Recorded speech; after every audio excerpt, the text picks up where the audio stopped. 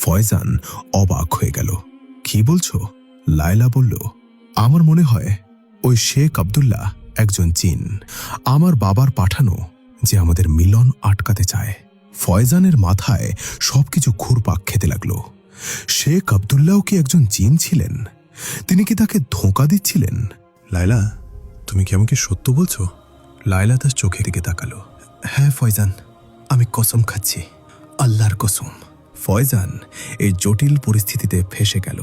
কার উপর বিশ্বাস করবে, লায়লা নাকি শেখ আব্দুল্লাহর উপর? ফয়জান গভীর চিন্তায় পড়ে গেল। তার মনে অনেক প্রশ্ন ঘুরপাক খাচ্ছিল। যদি শেখ আব্দুল্লাহ সত্যিই একজন জিন হন, তবে কি তিনি লায়লার বাবার পাঠানো লোক, নাকি তিনি অন্য কেউ যিনি তাকে সাহায্য করতে চান? ফয়জান জিজ্ঞেস করল, লায়লা, যদি শেখ আব্দুল্লাহ একজন জিন হন, তবে তিনি আমাকে তোমার বিরুদ্ধে কেন উস্কে দিলেন? তিনি তোমার ব্যাপারে এত কিছু কিভাবে জানেন? লায়লা ধীর কণ্ঠে বলল, ফয়জান, জিনদের দুনিয়াতেও রাজনীতি আছে, ঠিক মানুষের দুনিয়ার মতো। আমার বাবার অনেক শত্রু আছে যারা তার ক্ষমতা দখল করতে চায়। আমার মনে হয় এই শেখ আব্দুল্লাহ তাদেরই একজন, যে আমাকে ক্ষতি করে আমার বাবাকে দুর্বল করতে চায়। ফয়জান চিন্তায় পড়ে গেল। কিন্তু তিনি আমাকে একটি তাবিজ দিয়েছিলেন যা তোমাকে কষ্ট দিয়েছিল, সেটাও কি মিথ্যা ছিল? লায়লা মাথা নিচু করল। না, সেই তাবিজ আসল ছিল। ওতে এমন আয়াত ছিল যা অশুভ জিনদের দূরে রাখে। আর হ্যাঁ, আমি এক অশুভ জিন ফয়জান, কিন্তু এর মানে এই নয় যে আমি খারাপ। এটা সত্য। আমার বাবা আমাকে শেষ সুযোগ দিয়েছেন। যদি আমি তোমাকে আমার দুনিয়ায় না নিয়ে যাই, তবে তারা আমাকে চিরকালের জন্য বন্দী করে রাখবেন। ফয়জান বলল, আর যদি আমি তোমার সাথে যাই, তবে কি হবে? আমি আমার দাদিকে আর কখনো দেখতে পাবো না। লায়লা বিষণ্ণ হয়ে বলল, ফয়জান, আমি তোমাকে ফিরে আসার অনুমতি দিতে পারি না, কিন্তু আমি কথা দিচ্ছি তোমার দাদির খেয়াল রাখা হবে। আমি আমার বিশ্বস্ত জিনদের পাঠাবো যারা তার হেফাজত করবে। ফয়জান তার হাত ছাড়িয়ে নিল। আমাকে এটা নিয়ে ভাবতে হবে লায়লা, আমি আমার দাদিকে ছাড়তে পারি না। লায়লার মুখে হতাশা দেখা দিল। ফয়জান, আমাদের হাতে সময় নেই। আমার বাবার গুপ্তচরেরা সব জায়গায় আছে, তারা আমাদের দেখছে। ফয়জান বলল, আমাকে অল্প একটু সময় দাও লায়লা, শুধু অল্প একটু। লায়লা শেষমেশ সম্মতি দিয়ে মাথা নাড়ল।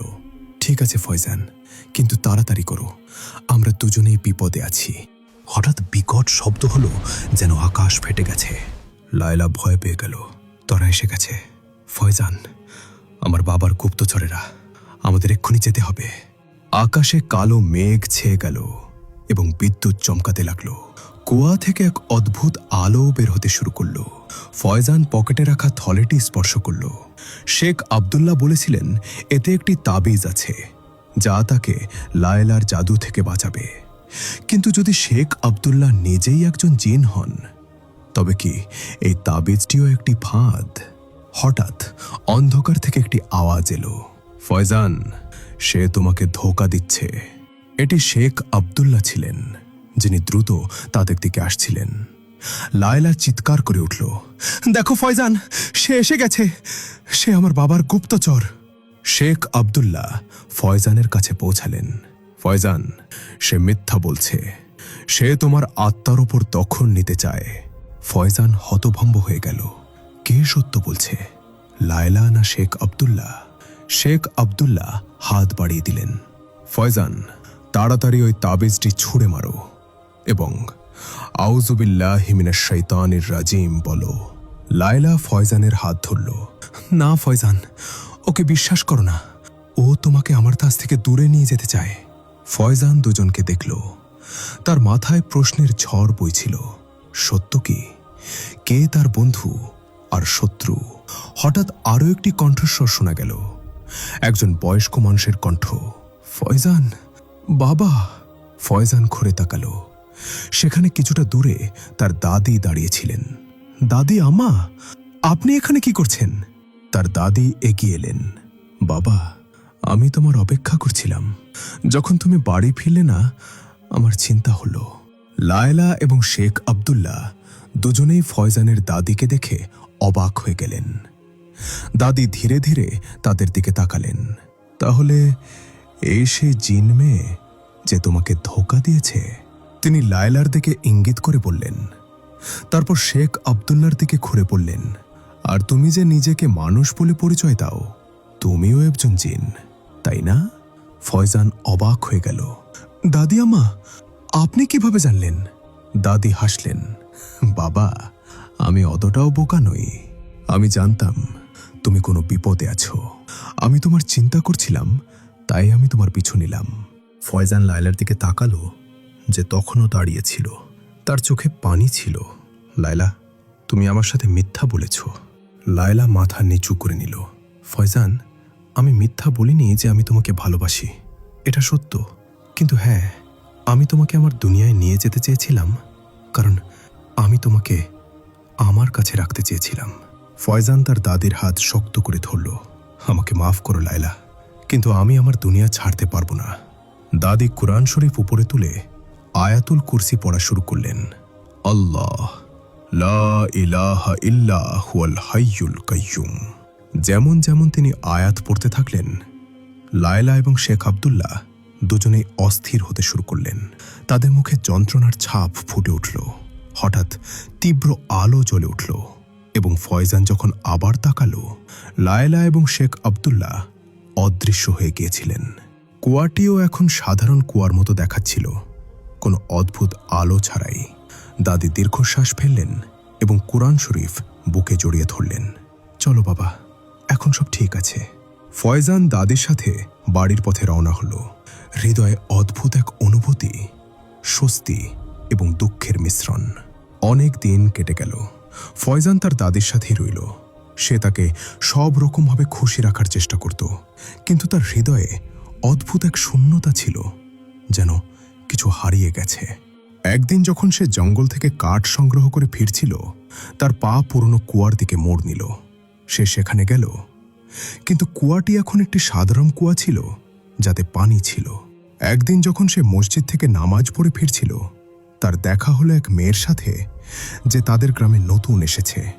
নাম আমিনা, যার পরিবার পাশের গ্রাম থেকে এসেছিল। আমিনা সুন্দরী ছিল, কিন্তু তার সৌন্দর্য ছিল ভিন্ন, সরলতা এবং সততার সৌন্দর্য। ধীরে ধীরে ফয়জান এবং আমিনা কাছাকাছি আসতে লাগল। অনেক মাস পর ফয়জান তার দাদিকে বলল যে সে আমিনাকে বিয়ে করতে চায়। দাদি খুশি হলেন। বাবা, আমিনা খুব ভালো মেয়ে, আল্লাহ তোমাদের দুজনকে সুখে রাখুক। বিয়ে ঠিক হয়ে গেল এবং সারা গ্রাম খুশিতে ভরে উঠল। ফয়জানের মন শান্ত ছিল, যেন সে সেই জিনিসটি খুঁজে পেয়েছে যা সে খুঁজছিল। বিয়ের আগের দিন ফয়জান তার ঘরে বসেছিল, তার বিয়ের পোশাক দেখছিল। হঠাৎ সে একটি কণ্ঠস্বর শুনতে পেল, একটি পরিচিত কণ্ঠস্বর যা তার হৃদয় ছুঁয়ে গেল। ফয়জান! সে চমকে উঠে দাঁড়ালো এবং চারপাশ দেখল। ঘর খালি ছিল। ফয়জান! আওয়াজটি যেন দূর থেকে আসছিল, যেন বাতাসে ভাসছে। সে সঙ্গে সঙ্গে চিনতে পারল এটি লায়লার কণ্ঠস্বর ছিল। লায়লা, তুমি কোথায়? ঘরে কেউ ছিল না, কিন্তু আবার আওয়াজ এলো। ফয়জান, আমি তোমার সাথে কথা বলতে পারি না। আমি শুধু এটুকুই বলতে চাই যে আমি তোমার জন্য খুশি। তুমি একটি ভালো মেয়েকে বিয়ে করছো এবং তোমার জীবন খুশিতে ভরে উঠবে। ফয়জান অবাক হয়ে গেল। লায়লা, তুমি কোথায়? তুমি ঠিক আছো তো? আমি আমার দুনিয়ায় আছি ফয়জান। আমার বাবা আমাকে ক্ষমা করে দিয়েছেন এবং আমাকে আমার ভুল থেকে শেখার একটি সুযোগ দিয়েছেন। আমি এখন আল্লাহর ইবাদত করি তোমার কারণে। ফয়জানের চোখে পানি এসে গেল। লায়লা, তোমার ভালোবাসা সত্য ছিল। দীর্ঘ নীরবতার পর আবার আওয়াজ এলো। হ্যাঁ ফয়জান, আমি তোমাকে অনেক ভালোবাসতাম এবং এখনো বাসি, কিন্তু আমাদের দুনিয়া আলাদা এবং কখনো এক হতে পারবে না। আমি চাই তুমি তোমার জীবনে সুখী থাকো আমিনার সাথে। ফয়জান তার চোখের পানি মুছল। ধন্যবাদ লায়লা, আমি আশা করি তুমিও তোমার জীবনে সুখী হবে। বিদায় ফয়জান।